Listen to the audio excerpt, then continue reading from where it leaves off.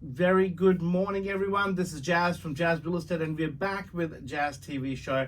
We've got Shaniya here again from Conveyancing Hub. We're going to talk about all things conveyancing. Super excited, and thank you so much, everyone, for responding to our podcast previously. We are on Apple, we are on Amazon, and Spotify as well. So clients who are dealing with us at the moment, they will be getting this as an email as well. Also, our clients who are on Facebook socials, they would be able to watch it online and hear it through our different platforms too.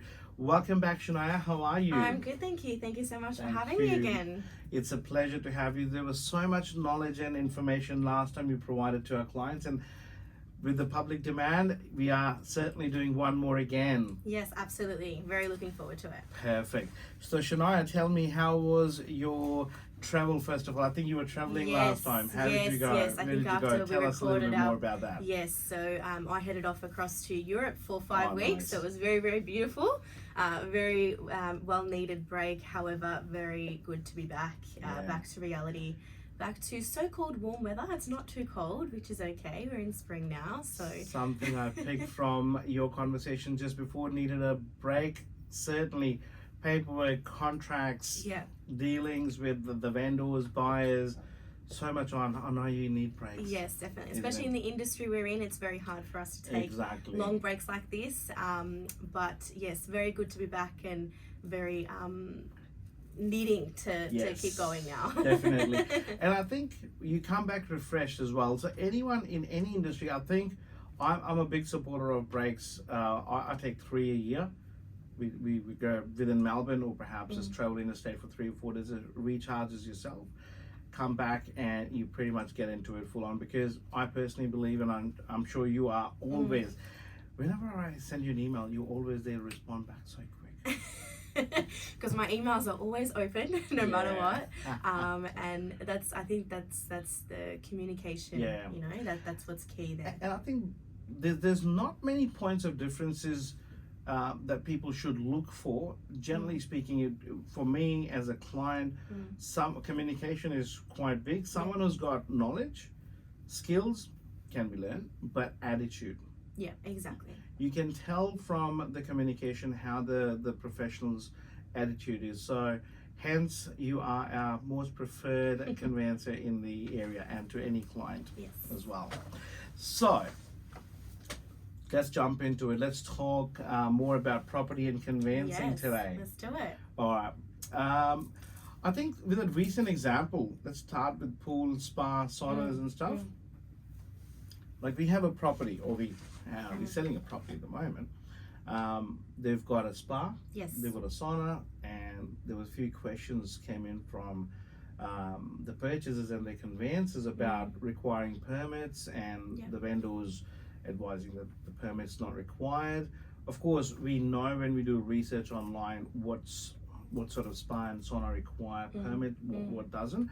But by looking at the spa or the sauna, sometimes you can't really figure out unless you have the measurements. And but tell us a little bit more about that. If someone's listening, they've got a pool, they've got a spa, they've got a sauna of a certain size, and they're thinking selling. Yeah. Absolutely. Look, I mean, if you're a vendor and you've, like you said, you've got a pool or spa in the property, we do have to carefully consider what is required to disclose to the buyer, because that's the first thing they're going to look for is there a permit. So in any scenario, whether there is a pool or a spa, if I'm not wrong, depending on the measurement, there is a permit that needs to be there. Okay. So it's important to have that information there. However, if a property is below 7 years, we do have to disclose that permit if there is there. Right. However, if it is above 7-year-old home, a vendor in any situation is not obligated to disclose any of their permits. Right. However, it is a safe sounder to just disclose that permit no matter what, because your buyer is going to look for it. Okay, gotcha. So they're going to look for is it compliance within the council? Is there a fence there? And basically once your buyer sees that, they're quite confident that it's registered. Now if there is no permit, yes, it is a bit of a concern because Okay. potentially a buyer will have a concern about there not being a permit there. Is it Yeah. compliant? Does the council know about Okay. that pool being built? Is that spa removable? Okay. Things like that is what they look for. Right. So if there is no permit for it, Uh-huh. as a vendor or as a buyer, should I say, Right. the way to work around this is just negotiate with the vendor. Okay. Okay. Okay. There's not really any solution. The only other way you could really do it is if you contact the vendor and you both Yeah. help the situation by Yeah. registering the pool Exactly. or the spa. Whereas if there is no permit required, either provide a copy of that notice to the buyer, say, hey, look, there's actually no permit that's required for it Yeah. because of the measurement of the spa or pool. So it works within communication. And great thing, something I picked from your conversation there was disclosing or perhaps explaining to the buyer if the property is hypothetically more than 7 years old, then, and if a purchaser questions it, some purchasers won't, and some purchasers would. We'll come to legalities after, but I suppose legality or no legality, as a vendor and an estate agent, you've got a buyer and you don't know how much they're prepared to pay for your home. Correct. And you might be talking to the right buyer. In my experience, sometimes the vendors do come back, and this is an advice to the vendors, that when you're selling a property, respect buyers. If a question comes in, give a detailed answer to it. Explain why. And for an example, in this case, when I asked the vendor, great example, the vendor actually copied a few snippets from the website they installed the spa from, in terms of what the size of the spa is, doesn't require permit, for an example. And I suppose that gives the purchasers a confidence that they're buying a property from a vendor who's actually caring. Correct. As well. Yep. Gives them more confidence. Otherwise, in my personal experience, and you would of course know it, the next phone call they'll make is to their conveyancer and 4 of their friends, or perhaps mum and dad. Imagine if mum and dad gets involved. No. As we call in the industry, a third inspection in the property with mum and dad, highly likely they would get ready for some questions. Absolutely. Right? Yeah, definitely. And I was talking to another vendor of mine. He's been a builder, and we were talking about dad builder. If he comes in, imagine that. Yeah, exactly. Right. Same thing. We had an open home yesterday, and there were a few pipes and wires hanging out of the concrete, and there was a few pipes coming out of the the pillar. One of the purchasers asked, and in this scenario, the vendor is always present at the open home, and he's a builder, a retired builder himself. And he's hanging around, and in this case, it's actually good to have him. In some cases, we recommend the vendors to leave and let the real estate agent look after the open home. In this case, they've got so much done in the home, and when we first met, and I myself agreed with the vendors that ideally one of yous should be here. That would certainly give buyers a confidence, because we've got something unique to sell in an estate for not an average sale price. For someone to see value, we don't want people to walk in and walk out. So we want someone to be looked after. If the question comes in, and if you're there, you might be able to jump in and explain in details, because you've done something which is not normal. It's not abnormal, but it's something that a lot of vendors would not do. They've got everything in a home, which you normally find in a fully upgraded house, some in perhaps Sanction Lakes, for an example. They've got this home in Featherbrook, they've done everything. This question from a purchaser yesterday, what are those pipes outside? Now, you could potentially just say the electrical wires, you could do the connections for anything in the future. In my opinion, this wouldn't be a right answer, because the purchaser might then be more concerned, why are the wires hanging out from the concrete? Because if the kids are outside, but we knew, and the vendor was standing right next to me as well, and then we explained they were planning to put a kitchen outside as well for barbecue. Now the purchaser doesn't have to install anything or call the electrician, so 90% of the job's done. All you need to do is bring the equipment, plugs are there, all you need to do is plug in and start using barbecue. There's water connection, hot, cold, electrical connections there. If you want something else to be connected, it's all there. That person sends me a text message half an hour later, leaving the open home, saying, Mike, can you send me the contract and how do I register for the auction? That's right, there you go. Because they feel confident. Exactly. They're very well organised, very well protected. And look, obviously having a pool or spa, it's obviously going to submit an upgrade of the home. It's going to increase the value a little bit. Exactly. But it's also really important being a vendor that you have your documents prepared. Correct. So you don't lose any of that information. Definitely. Or those buyers. And questionnaire. I think fill the questionnaires correctly. Yeah, correct. Yeah. So there's been situations where vendors may not fill in our questionnaire correctly when we are preparing the contracts. Yes. If you don't tell us there is a pool or spa, Yeah. it is a little bit of a problem because we normally conveyancers will insert a condition in the contract, whether it's saying, you know, the purchaser is liable for any discrepancies or anything like that, or please refer to the permits within the contract. So it's really important that you do provide that information to solicitors. Something that that you said the conveyancers would not know because they haven't visited your property. Correct. We don't know. You do a great job. So, yeah, we don't know. And the reason why sometimes, especially with the one, the example, was because I actually searched it online. So I look at the realestate.com. That's the only way a conveyancer is going to be able to find the information. Check it online. Yeah, correct. And sometimes it works well. Sometimes the conveyancer says, wow, it looks beautiful. That helps him to go up on price as well.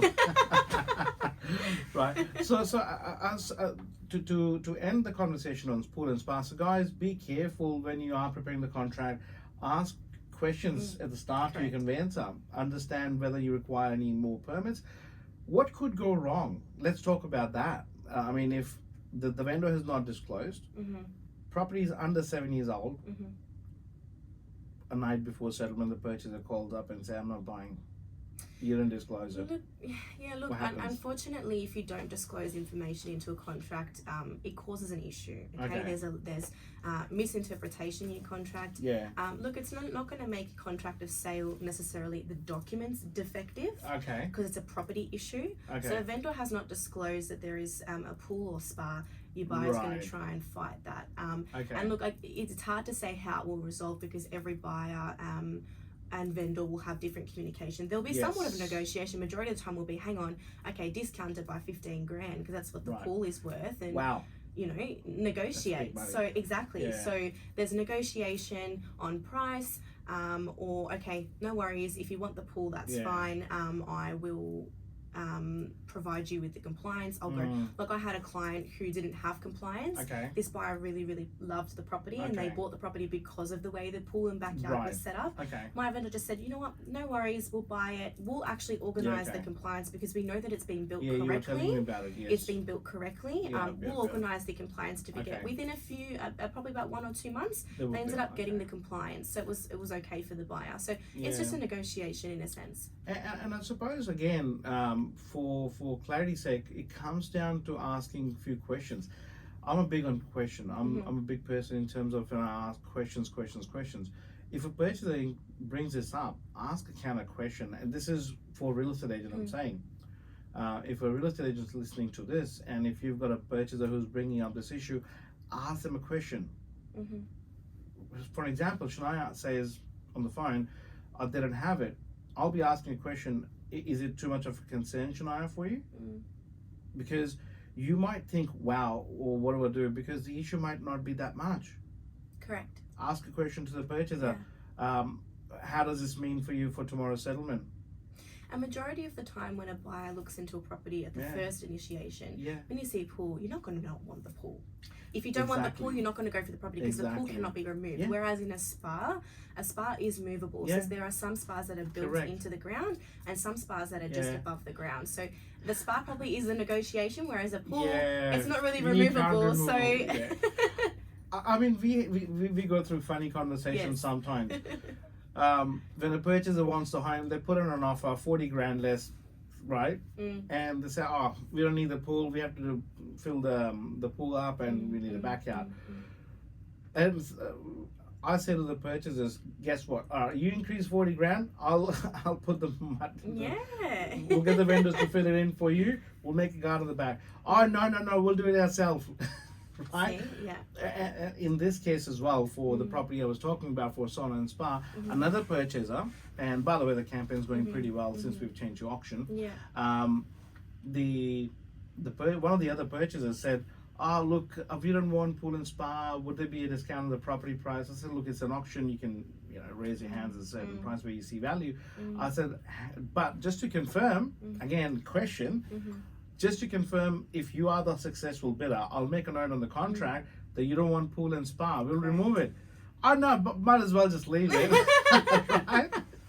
So ask questions. Yes, and I think just lastly, what you touched on, whether it's auction or private sales. So when we are selling with an auction, if you don't have a permit, it's okay because you're selling it auction-wise. Okay, gotcha. So we just put a condition in the contract that the purchaser is liable for any non-obligations and things like that.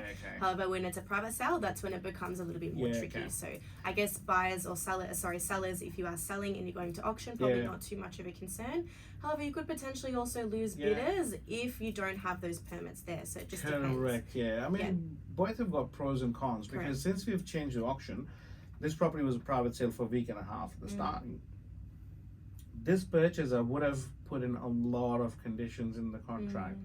And if this purchaser is still around, I suppose they would be attending because they still love the home. But actually worked well for the vendor. We've got a few more parties now interested in the home. So, and again, it just comes down to method of sale. That's a separate conversation altogether, which comes down to real estate advice. But today we're talking about conveyancing. So the next podcast we'll be doing with Steve Jazz, and they will be talking about our life experiences. It won't be real estate, but then the one after we'll talk about around real estate.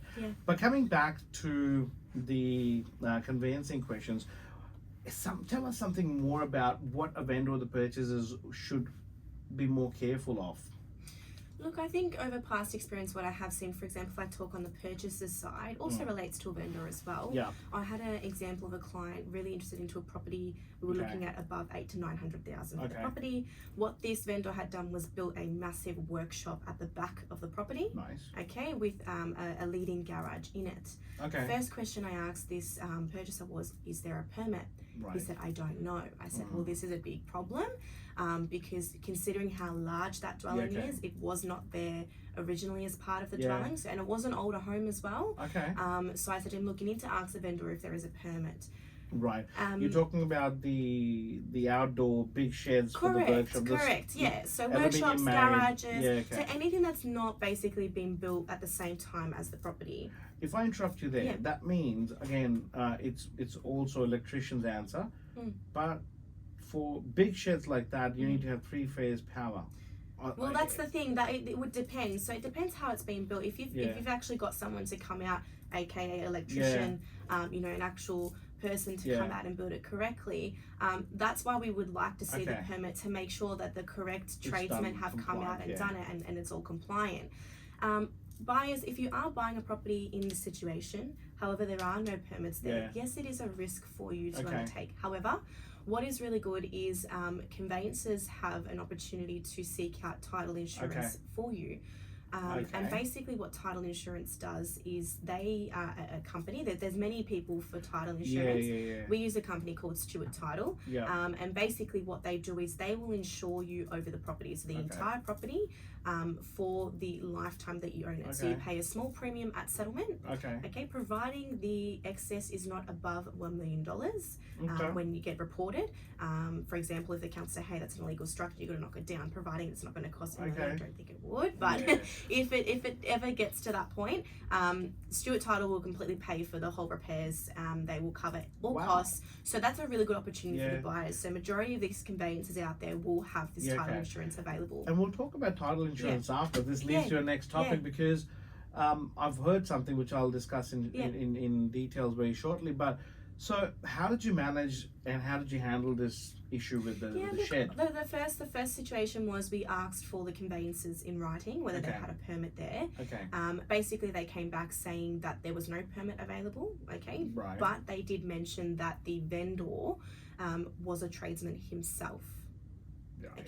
So again, it leaves a bit of an uncertainty for the buyer. Is he an actual qualified tradesman? Is he not? However, when my buyer went to the property and looked at it, he did say that it looked quite built very well. You Okay. could see that, you know, there was a lot of structure there. Okay. It was built very nicely. Okay. And at the end of the day, it's up to the purchaser whether they want to Correct. take that risk Yeah, or risk or not. not. Yeah. I mean, if you're sitting on a property, you know, that's been there for, you know, over 20 years, Mm. what's the likelihood of someone, you Yeah. know, reporting? But you could get a new neighbor. They say, hang on, your shed's higher than my fence line. Yeah. You're blocking my sun. You're blocking Yeah. my view. And they could just report you to the council. So again, it's a Exactly. bit of a risk, but that's why the title Seen that insurance is happen there. as well. Yeah. And you talk about big shed. I've seen even small pergolas being reported. Yeah, absolutely. Verandas. Obviously, sometimes an alfresco is built Yeah. within the property, which is okay. Yes. So if it's been built with the property, there's no need for a permit. Correct. Exactly. However, any additional structures, Yeah, you would need you those would need permits. it Yeah. for sure. Yeah. And let's talk about title insurance now. Yeah. I suppose title insurance covers that. Mhm. If you can please explain that in Mhm. detail. And the Mhm. second thing is, anyone trying to sell the property on their nose is Mm. protected as well under title insurance. Am I right? So what actually happens is they get an application. Uh-huh. Okay, so when a buyer submits it, so we actually submit the application on Uh-huh. behalf of the buyer. Mhm. They will actually investigate the property. So on that application, they will ask us, has the vendor disclosed any concerns, Okay. any notices, are there any Okay. obligations, Okay. things like that. So if title insurance see that there is already a, say for example, a permit that's been raised by the Okay. council that it's insufficient Yeah. or it's not yet complied against, Okay. most likely title insurance is not going to give you the insurance for that. Right. So title insurance Gotcha. do investigate properly, Okay. and they will be there. Now, when you do sell, Okay. they will be notified Okay. of the sale because the title then transfers, so they'll be notified. So the Yeah. so, So it doesn't pass on to the new buyers. purchaser, no, right, no. So right, it's right. only for that specific client. Once they sell, Okay. there's no longer insurance there. there was a news from Canada again, not in Mhm. Australia. There was a news from Canada where someone again Yeah. it was someone's podcast I heard Mm-hmm. that someone sold someone's property, Mm. right, and did all the signatures and Mm-hmm. because the owners were living overseas Mm. and they sold the property. The purchasers moved in. The actual owners got to know a year after, Oh wow. and basically they were promoting title insurance at that time. Mm. Does title insurance help a homeowner under these sort of situations? Look, not really. Title insurance is just there for the structure, I guess. Okay. Things like that potentially may not happen where we are. I think Okay. another one was something that happened in the Gold Coast or Queensland about Okay. that title contract issue that they settled a property a year ago. And Right. the vendor came back saying, hang on, you don't actually own that property after a year. So they had paid, I think it was over $1 million. So it happened in Queensland, and it's very, Okay. very hard to understand how that Okay. happens. Potentially that all has happened pre-PEXA. So Right. because we're now electronic, it's probably a little bit hard to do that. Gotcha. And if you're taking the correct compliance, so if I'm IDing you as a vendor, Yeah. you're not present in the country. Yeah.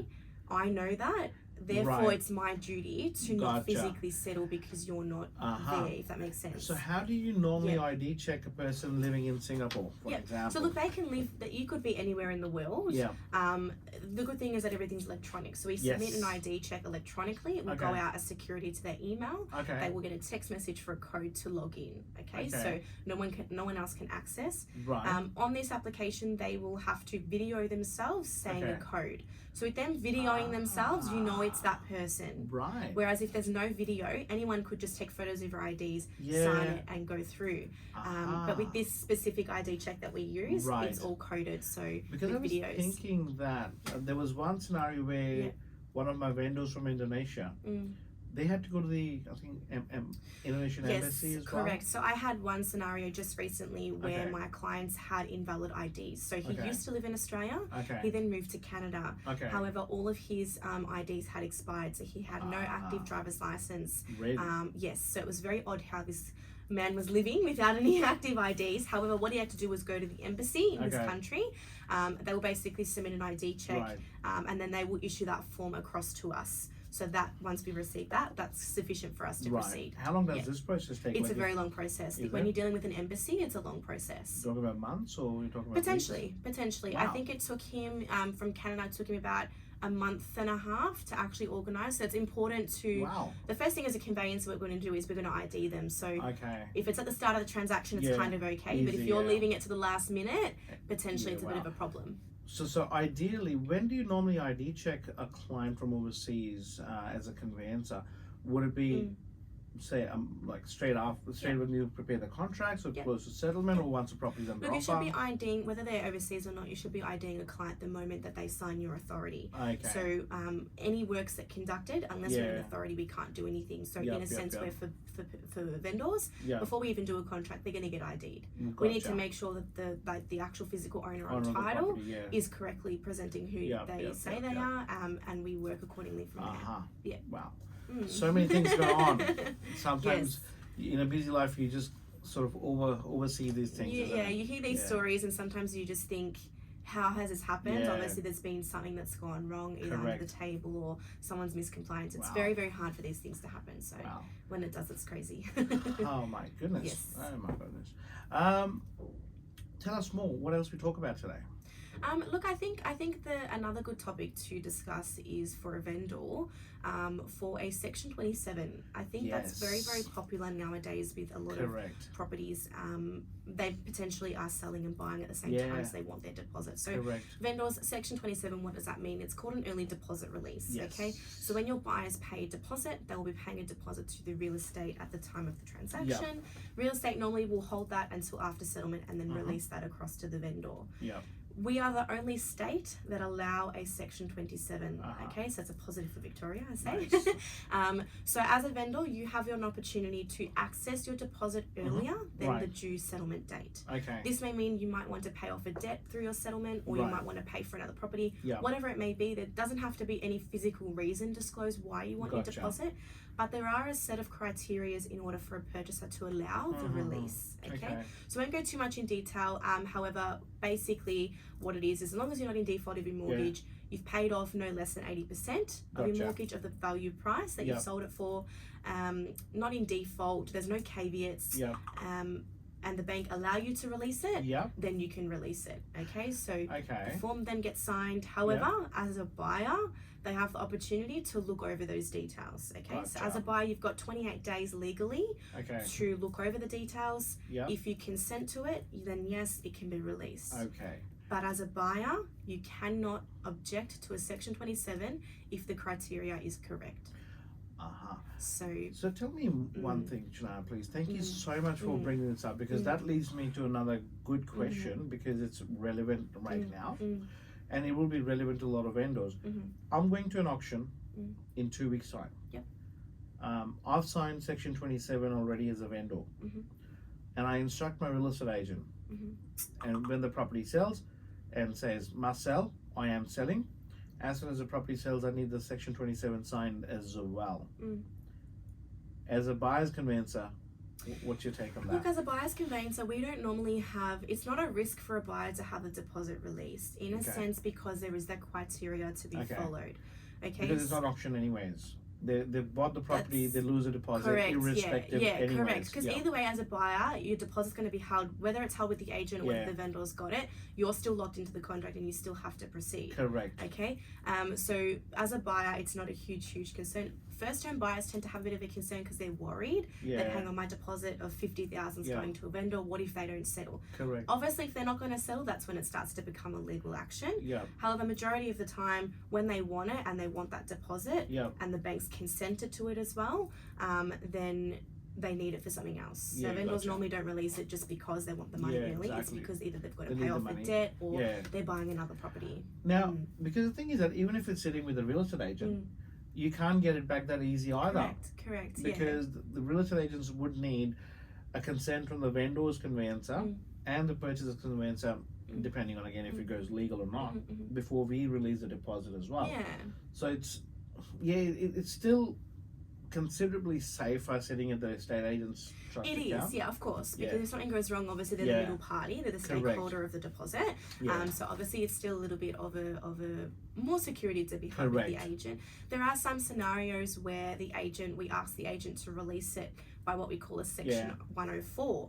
So a Section 104 basically is, for example, a vendor has, if they've got a bank, they've got to pay off a loan, they've got a higher payout figure than their balance purchase price, and they don't have enough equity to pay off the mortgage. So what we do is we ask the agent to release the deposit to our trust account, and we hold it as a stakeholder and take it to settlement. So that's very different from a 27. Still, we need the purchaser's consent. normally the time purchaser will not decline because then we can't settle without it. Yeah, gotcha. That normally happens with a payout, or if the you've got more than a 20% deposit held, sometimes that happens as well. So that the section 104 and the 27 is very different. Because we did one for recently as well for one. Yes, we did. Yeah. That was because I think they paid a higher deposit, so there wasn't enough balance. Yeah. So we had to get that release in order to settle. Yeah. Exactly. Yeah. Perfect. Thank you so much. Anything you want to talk about? Shall we discuss anything else today? I think it's important to understand what rights a buyer and a seller has in contract perspective. Yeah. So anyone who is selling, obviously, I think we touched on this in the first episode, was to disclose all the information correctly. As a buyer, it's so important to have your documents reviewed before you 100%. sign. I cannot express how much, and people still get it so wrong. They don't have their documents reviewed. As a buyer, you're not as protected as what a vendor is. Signing a contract is protecting vendor, not you. Exactly. So if vendor's got something wrong with the property, they're going to make sure there's a special condition in that contract protecting them. So as a buyer, we should always make sure that we are looking over a contract, so engaging a conveyancer. And especially to the buyers who, and I'm telling someone for an upcoming auction, and this purchaser does that, and I always advise him. He loves the property. He will go silent a week before the auction, and he turns up at the auction, starts bidding. Last few times he's missed out. He never gets a contract read or asked the contract, because his thinking, and he's told me that, is if I reach out to the estate agent, ask for the contract, get it reviewed, ask any questions, the agent would know that I'm interested. He prefers to rock up on the day. Okay. Try. It's a bit of an uncertainty for him, though. If he's doing that, it's a bit of a risk. Exactly. If he's doing that, but yeah, look, I'll give you an example. I just had a recent client sign a contract. They signed it. He didn't expect the offer to get approved within the same day, so he thought, I'll just make the offer, then I'll send it off across to my conveyancer. I'm still within the cooling off period. That's still okay. You've got your cooling off period. Yes. However, when we reviewed this contract, there were significant issues. Volume folio numbers were incorrect. The documents missing from the contract, and by the time we had reviewed it, it was obviously late in the afternoon. The vendor had signed, and somehow the vendor's signatures dates were before the buyer's dates. So it was very, very mixed. I'm not sure what happened through the communication, but I said to my client, I said, look, if you had it reviewed, you wouldn't have signed it. We would have been in this situation. We'll now have to rectify it. It's extra work for the conveyancer. It's also extra work for the client. And it stresses the agent out as well. 100%. As an agent, you rely on your vendor's conveyance to provide the correct information. If you're not, it's not only looking bad on the vendor, it's also looking bad on the agent, because the buyer's going to say, hang on, Jazz, you made me sign the contract. If you knew it was like this, why did you make me do it? Exactly. So, so buyers always get your contracts reviewed. It's really, really important. Wow. that much imperfection on the contract, and I think having that leads to me another question. Let's extend a little bit more. So you said vendor had signed the contract before the purchaser. Still doable if the vendor offers a property, signing that I'll sell the property to you at that price, and the purchaser thinks for 2 days and signs 2 days after. Is it still okay? Look, basically what happens is normally you're going to have the vendor's going to sign the vendor statement first. Because obviously you need to agree with the information provided contained in that. So of course vendor statement is okay. When you're offering, obviously buyer's going to offer, sign the offer. Now, normally that offer, if it's not accepted within 3 days, it automatically expires. Obviously, if there's a counter offer, then you're going to counter offer. But how the buyer signs the how the vendor signs the counter offer before the buyer doesn't make sense. Does that make sense? So in this situation, what actually happened, both contract of sale signing and vendor statement signing was back to front. So immediately, once the dates in the vendor statement are back to front, it actually makes it defective. This contract was it was void. It was non-binding because the vendor should always be signing the vendor statement, not the contract, the vendor statement before the buyer. So if it's back to front, it automatically makes it defective.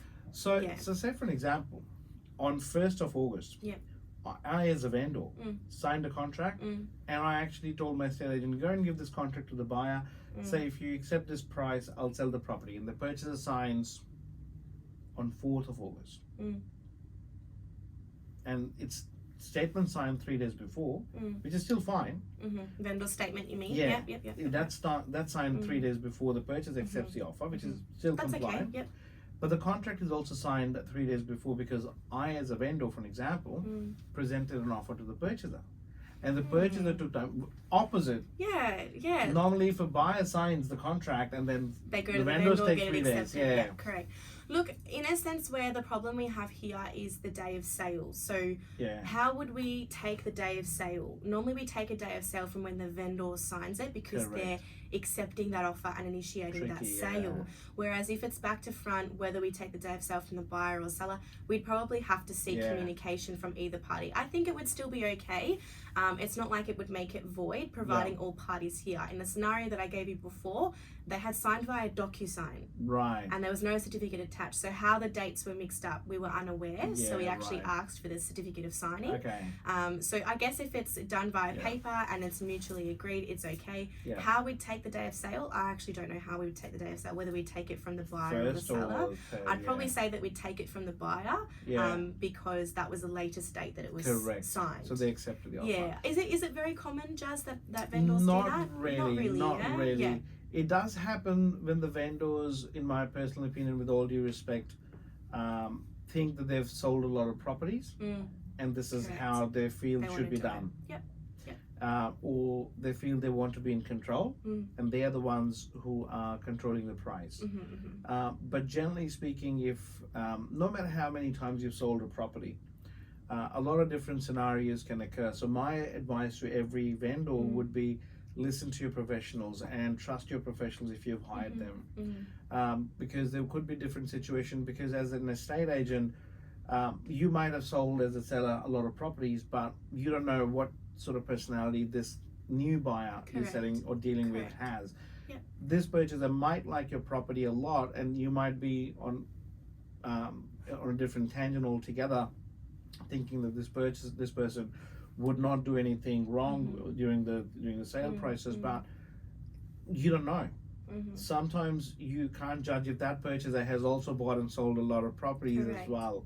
So, but my personal opinion, go by what's the right process and the right structure is. I think, look, and sometimes I have vendors coming to me saying, Shaniya, do you think I sold the property for the right price? And I say to them, do you trust your agent? They say yes. So why are you asking that question? As an agent, they're going to get you the best value as possible. Yeah, exactly. And not only that, as an agent, you're dealing with both seller and buyer, so you're more of your understanding on an emotional level. You understand the vendor and the buyer emotionally, whereas with the conveyancer, we're only acting for one side, so we don't know what the feeling of the vendor or what the feeling of the buyer is. So it's hard for us to say, okay, this is correct or this should have been done differently. What was the buyer? Are the buyers renting, selling? You know, we don't know the situation, so if I understand mental behavior, for an example, like I read a lot of books on consumer behaviors, right? If I could gather this together in my and I'm not the mind reader, but again at the same time dealing with so many people and reading a lot of books around human behavior and psychology, is if a person's asking a third party that question, there's two things. They're saying, Shaniya, I really wanted to sell. Thank God I've sold it. But have I made the right decision? I'm not even sure. I'm myself indecisive. It's could potentially be to do with the real estate agent's trust level. To a certain level.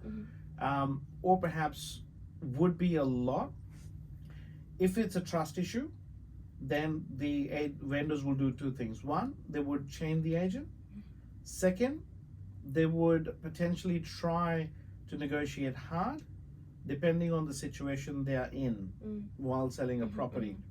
They may not tell the agent about the financial, personal or mental situation regarding the sale or what's mindset they are going through while selling the property, because there's so many things. Sometimes it's psychological, financial, commitments, purchase somewhere.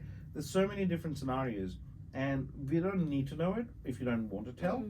But at the end of the day, the real estate agents, the smart ones, would pick, would gather.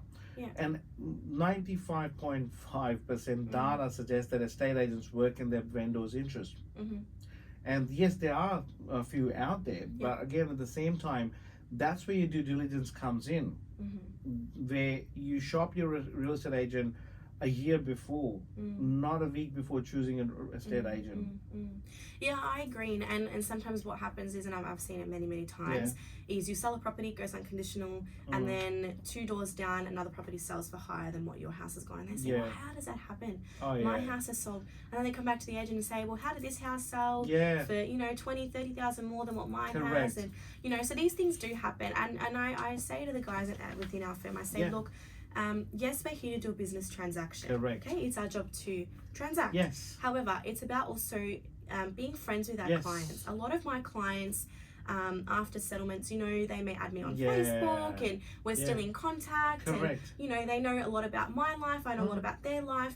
When we start transacting more on an emotional level, as a buyer or a seller, they're gonna be more heart rated to us. So if they have a bit of a concern saying, hey, Jazz, you know, do you think we got the right price? And you said, and yes, I honestly do think. If you're their friend, they're going to say, you know what? Yeah, he's working in the best interest of me. And I think that's where real estate agent's job comes in, to build trust. Correct.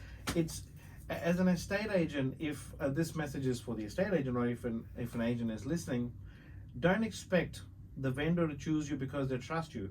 Because yesterday, 7 News Melbourne, did you see their post? 7 News Melbourne had a survey, or a survey was done by someone. The most trusted industry, top 5 was nurses, paramedics, pharmacists, doctors, and least trusted. What's real? Guys, we are the number 1. Number 1? Number 1, least trusted. Least trusted. Oh, there you go. Yeah. Not trusted. I mean, least trusted. Yeah. No, but why? Because people have interpreted. And look, there are people within our industry. Some people, as agents or even conveyancers, sometimes they do ruin that for us within the industry, because they, you know, rip off the client, or they're not working in the best interest of the client. Correct. So it preamps a conception of what we Correct. do. Yeah. Exactly. So sometimes they say, oh, agents drive nice cars and It's but they just have about they have that feeling, you know. And one thing I personally feel as well, you're absolutely right. A few other things that I actually observe, and when people talk as well, in a community, it's also about the persona, or the perception about the real estate agent is that it's all about commission. It's all about commission. For you don't know until you know the person.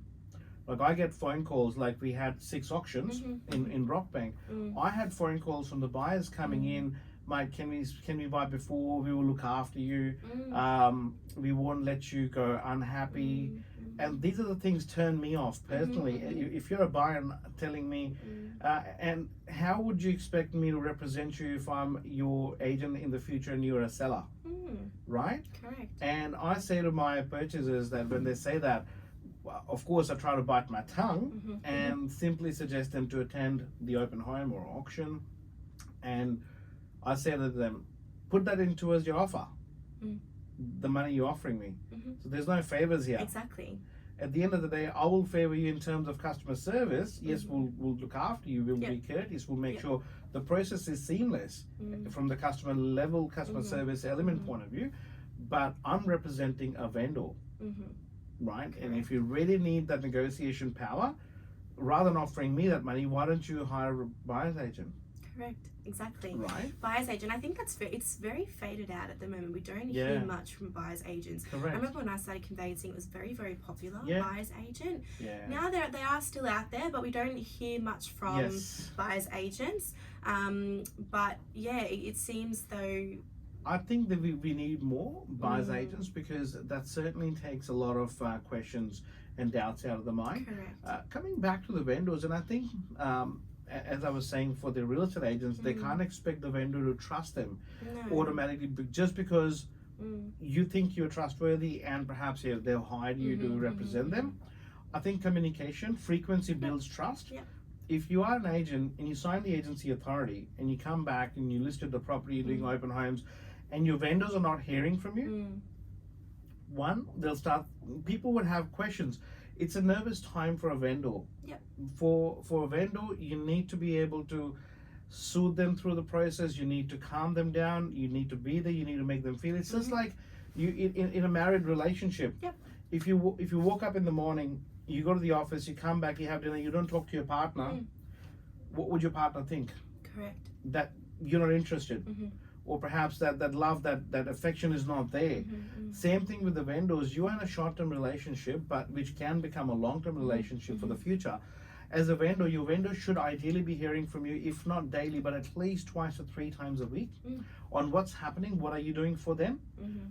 Open homes, be there yourself, ideally. And sometimes the vendor asks me a question, Jazz, you're listing the property, or they ask this question to a lot of agents as well, who would be at the open home. In my case, I always say to my vendors, it'll be myself, because I want to scan the buyer straight away. I want to feel the buyer. I want to know beforehand, not just sitting on the table. So trust is built, and as an agent, you've got so short time. Yeah. Unless you know the person or they know you from before. Yeah. Like most of my vendors and my clients know me from many years, because I believe in nurturing and delayed gratification. Yeah. I keep in touch with people. I had a phone call. I do a lot of prospecting, right? I speak to people. I keep in touch with them, even though they're not selling. I believe in providing value in terms of what's happening in the market. My half of the day in the morning is calling the buyers, calling the vendors, and speaking to people. And when the time comes, I list properties uncontested as well, because I've built that trust in the last 4 or 5 years. The one we were talking about, Sauna and Spa, I first got in touch with them in 2016. Wow. I've been in touch 4 or 5 times a year with Ross. Every single year, 3 or 4 times we'll catch up. He comes here in Melbourne. We sit down together, have a cup of tea, for an example. And when the time came, he called me, said, I'm coming down to Melbourne. Bring your agency authority. Yeah. We're selling. There you go. And sat down. 3 hours I was sitting with him talking about life, and right at the end, 10 minutes we listed the property. 10 minutes to list a property, 2.5 hours we were just talking. That's right? it. That's a relationship. They say that your clients should be your best friends. Exactly. After the transaction, they should be your friend. Exactly. If not before. If not before, If exactly. not before. So either before, after, or during. Correct. You want everyone. You want them to be a friend. That's the smoothest and most best way to do a transaction. 100%. I feel. Yeah. So the conversation is all about trust, be it conveyancers, be it estate agent, certainly. And that was a really great conversation that we had just before. So it just because for me it's about keeping in touch with the vendors, and for the vendors it's about trusting. So same thing, I can't expect the vendors, or I wouldn't say the vendors should trust an agent. Yeah, it's all about the individual. It's all about the agent. If they want to, that's right. You got to feel your agent. Yeah. I think what's really nice as well is there are agents out there as well. For example, you've got buyers coming to the property. They miss out on a property, but you're still with that buyer, and you help them say, "Hey, look, I've actually got another 2 open homes. Do you want to come across there?" And I've seen that it's starting to happen a lot now with agents, and I think it's really, really nice because everyone's got this perception that the agent's only there to act for the vendor. Yes. Correct. Legally wise, they're acting for the vendor, but they're also willing to help the buyer buy their property as well. So you're helping both buyer and seller, which I think is probably what needs to happen a lot more, and it's really, really nice. And I think that's a sign of a smart operator. Yep. A smart professional and specialist and operator, I should say, because that person is not transactional. That one transaction finished, I'll start another open home, see if this person turns up. So what this person is doing, if an agent is proactively doing it, it's good for a vendor, it's good for the purchaser. And what happens is, if I sell a property, I would make sure I'll reach out to all the vendors around who own similar property and ask them a question. Our job is matchmaking, not for marriages, but for properties, right? Property matchmaking. Property matchmaking, because if I've sold a property which is on a 600 block, single story, in a school zone where buyers are looking for, we've got technology. We can shortlist if there's another 121 properties in the vicinity in 2 kilometers. There's different ways to reach out to those 120 vendors, ask them, there's underbidders. What you're trying to do is you're trying to help the purchaser, at the same time trying to help the vendor who's potentially thinking selling as well. And you making that person's transaction, they've missed out, because what they say is, if you leave it for too long, the purchaser will jump back on realestate.com, they'll start thinking on a different tangent or different frequency. That purchaser has missed out. Ideally, this process, when you know you're about to sell the property, a week before you need to start finding another property for, because if you're a smart agent, you get a feel that which buyer is going to miss out. Correct, exactly. You know it. There's no way you'd say, oh, I'm so sorry, I just didn't realize the vendor would take the other offer. An agent would 95% know that this person is not moving up, my other buyer's coming up, and where this would potentially end. Correct. Right? Yeah. And then you're taking that purchaser straight away to the other property, and high chances that purchaser, because of missed out, would pay a fair price for the next one. There you go. Highly likely. Yeah, so I think it's a two-way stream, I think, within Exactly. the industry. 100%. And I think it's really important that we take care of our clients, and trust is the key. Exactly. Exactly. Wow, it was a really interesting chat today. It was a really interesting chat. So Yes. now would love to have another one. So thank you so much, guys. Again, the overview and recap on this podcast today is: be careful, be diligent, and be aware of your obligation, and be open to help your purchasers. If you're a vendor and buyers, just ask questions. And agents ask questions too. And conveyancers ask questions as well. Exactly. Yeah, exactly. I think anyone within the property transaction. Questions. Questions. What they say is questions get answered. Exactly. Statements get judged. There you go. Yeah. All right. So shall we end this conversation today? Yes, we should. Okay. Because we'll just keep talking. There you go.